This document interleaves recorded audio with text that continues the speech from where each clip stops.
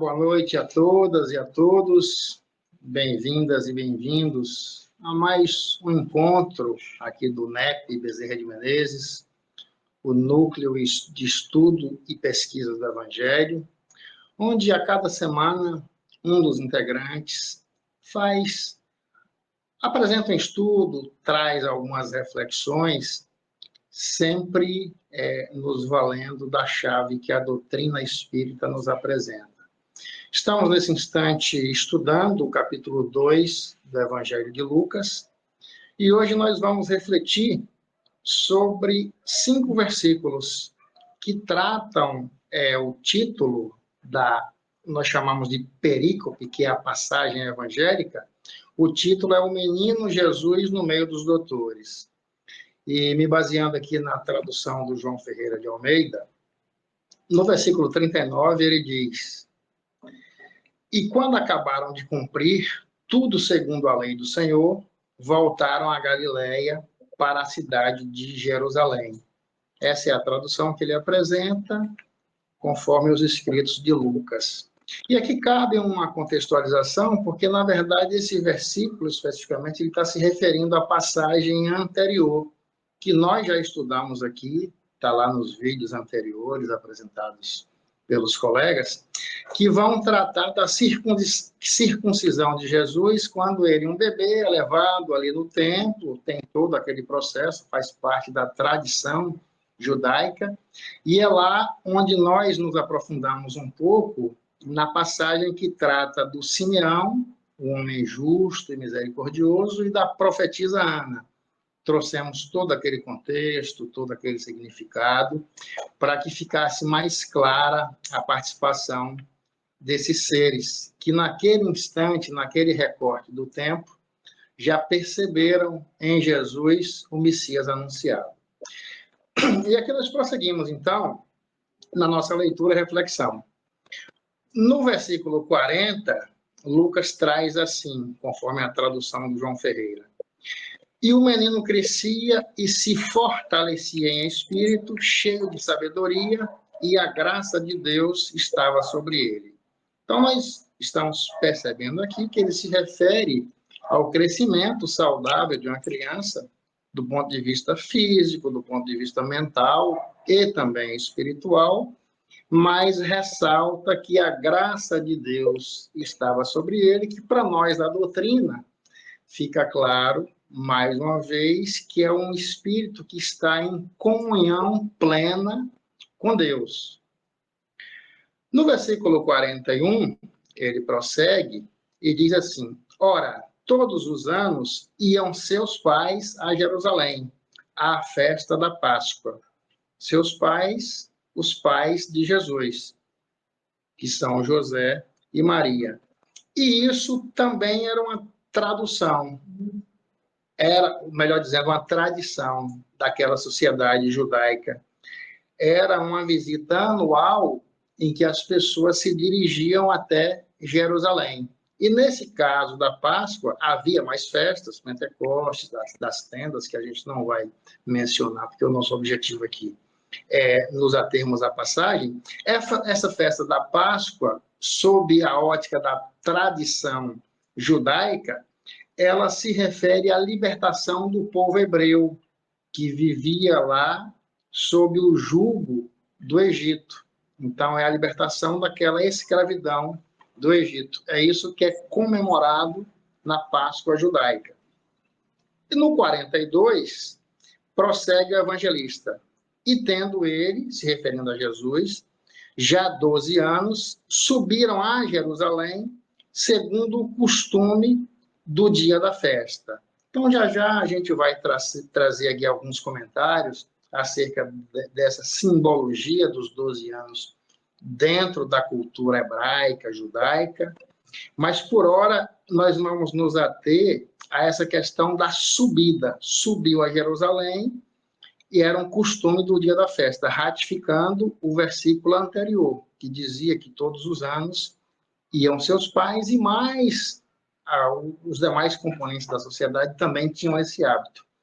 Para, no versículo 43, finalizar aqui o objeto da nossa reflexão, diz que, e regressando eles, referindo-se aos pais de Jesus, né? Terminados aqueles dias, ficou o menino Jesus em Jerusalém, e não o souberam seus pais. Então, o evangelista aqui nos afirma textualmente que os pais de Jesus retornaram, mas ele ficou em Jerusalém e os pais não perceberam. Então, nós aqui buscando extrair um sentido um pouco mais aprofundado, valendo-nos da chave que a doutrina também nos traz para compreendermos o contexto, a simbologia do evangelho, a gente vê logo que tem dois eventos embutidos aqui. Tem o primeiro que fala da própria festa, sob a ótica da tradição, eu falei da libertação da Páscoa, mas também tem um evento que fala do jovem de 12 anos, que era um costume daquela época, esses jovens, quando alcançava essa idade, eles eram submetidos à avaliação das autoridades religiosas que viviam ali no templo. E aqueles que mostravam um conhecimento mais profundo, que traziam já alguma habilidade, eles eram destacados para estudarem nas escolas rabínicas. E Jesus, a gente também não vai se aprofundar nisso, porque vai ficar, inclusive, o convite para quem está acompanhando, para que continue a ver os estudos seguintes, que a gente vai ver esse embate, essa fala, essa conversa de Jesus com os doutores da lei, onde ele domina o assunto. Mas, nos atendo à passagem, a perícope hoje, aos 5 versículos que nos propusemos a estudar, a gente vai ver no livro Boa Nova, de Humberto de Campos, através de Chico, onde ele traz um capítulo denominado Jesus e o Precursor. E lá já é mostrado, de uma forma bem poética, que é a característica do autor espiritual, Humberto de Campos, acerca de como era Jesus e como era João Batista, que é o precursor, na mais tenra infância. Ele vai narrar um diálogo de Maria e Isabel, se referindo a essas crianças como verdadeiros prodígios, onde eles ali já se punham em reflexões junto à natureza, junto ao lago de Tiberíades. Eles abordavam os transeuntes que passavam, pessoas doentes, dos chamados deserdados da sorte, viajores, lavadeiras, e eles traziam um apoio, um acolhimento e um conforto no seu verbo. E isso chamava a atenção para essas crianças, a ponto de a mãe de Jesus, Maria, e a mãe de João, Isabel, dizerem que eles traziam em si a luz divina, que a proposta deles era a de abrir um caminho novo. Porque nós sabemos que a gente, quando reencarna, somos tomados pelo véu do esquecimento. Apesar de tanto Maria quanto Isabel já serem esses espíritos elevadíssimos, eles ainda eram alcançados por esse esquecimento. Já Jesus não. Então, de fato, a obra divina, o Evangelho, vai mostrar isso, que João vai se constituir no precursor, vai ser aquele que vai abrir as veredas, abrir os caminhos, trazendo a justiça e a verdade, para depois, já em seguida, Jesus nos trazer o seu Evangelho de amor e redenção. Então, desde criança, isso já era percebido ali na atitude, no dia a dia deles. E aí tem mais uma outra obra que eu gostaria de mencionar, que é A Caminho da Luz, essa obra, verdadeira obra-prima de Emmanuel, através de Chico, que vai nos dizer que nas altas esferas há uma comunidade que é composta de seres crísticos e angélicos, e que nas mãos desta comunidade estão guardadas todas as rédeas de todas as coletividades planetárias. E Emmanuel vai dizer mais, que Jesus, sendo um dos integrantes desta comunidade de seres divinos e angélicos, que ele, autorizado pelo Pai Supremo, vai construir, vai edificar o planeta Terra, vai moldar, ele vai chamar Jesus, inclusive, de o escultor divino, ou o divino escultor, se valendo das suas mãos augustas e compassivas. Então, Emmanuel nos apresenta esse Jesus crístico, esse Jesus condutor do orbe. Então, por óbvio que quando um ser desse encarna no nosso planeta e, embora criança, ele vem como o Messias, como Salvador, ele não vai ser alcançado por esse véu do esquecimento. Então, ele já trazia em si todos esses elementos, que é o que vai, inclusive, surpreender lá mais adiante e ameaçar os doutores da lei quando vão interrogá-lo. Então, a gente está aqui estudando a grandeza desse Espírito, que é Jesus.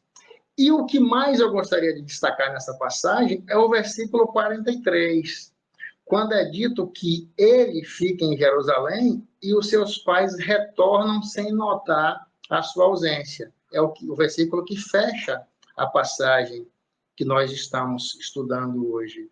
E a gente, quando estuda a doutrina, aqueles que são especialistas, os chamados exegetas, vão nos dizer que a cada vez que é mencionada uma elevação, uma subida, no caso daqui, subida a Jerusalém, isso também traz uma condição de uma elevação vibratória, o que nos mostra que, quando a gente pega o significado de Jerusalém, que é tido como uma visão da paz ou uma visão da perfeição, nós podemos extrair daí que Jesus permaneceu em Jerusalém porque ele tinha total controle do ser Cristo que ele é. Os demais não, precisavam descer para voltar para o seu dia a dia, para o seu trabalho, para as suas atividades. Nesse sentido, até os seus pais desceram. Por isso esse desencontro. E nos aprofundando um pouquinho mais, quando nós pegamos a simbologia do número 12, os 12 anos de idade, a gente vai ver que o número 12 se refere ao número também dos discípulos, que depois se transformam em apóstolos, 12 apóstolos. 12 também eram as tribos lá de Israel. E o número 12, em hebraico, ele tem no alfabeto hebraico, ele tem a simbologia representado por uma letra chamada Lamed, se escreve Lamed, que significa o controle, significa direção, significa comando. E o símbolo, então, o significado dessa letra, número 12, é comando, é direção, e é representada ela por um símbolo que lembra um cajado. E isso é muito interessante para nós que estudamos a doutrina, porque o cajado vai fazer referência ao pastor que o utiliza para comandar, para dar direção às ovelhas. E no Evangelho de João, em várias passagens, ele vai mencionar Jesus sendo esse pastor das ovelhas. Nenhuma ovelha do meu Pai se perderá. Então, para a gente fica claro que esses 12 anos de idade, o número 12 da letra, o significado da letra, da direção do comando, o seu símbolo de um cajado, já é um prenúncio do seu messianato, que vai ocorrer lá adiante, como nós sabemos, e vamos estudar aqui também no Evangelho de Lucas, a gente só está no capítulo 2 por enquanto, mas nós sabemos que o messianato de Jesus vai começar quando ele tem por volta dos 30 anos. E lá no alfabeto hebraico, essa letra, porque cada letra também tem um valor, o valor dela é de 30.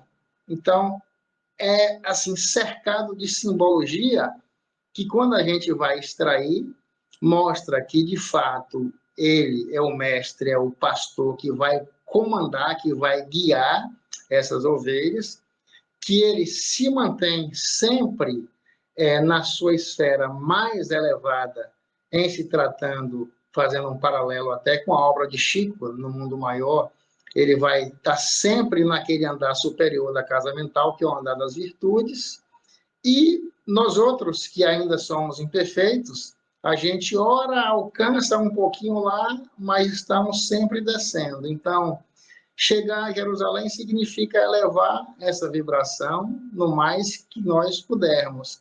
Mas estamos frequentemente descendo, né?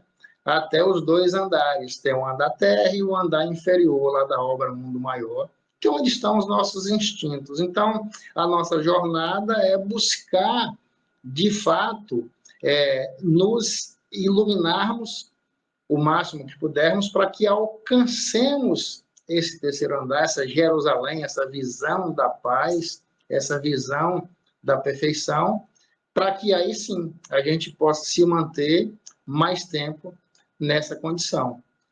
Então, era isso que eu gostaria de trazer como reflexões para todos. Agradeço aí a participação e fica o convite para que continuem a acompanhar os estudos, porque tem muita coisa boa vindo por aí.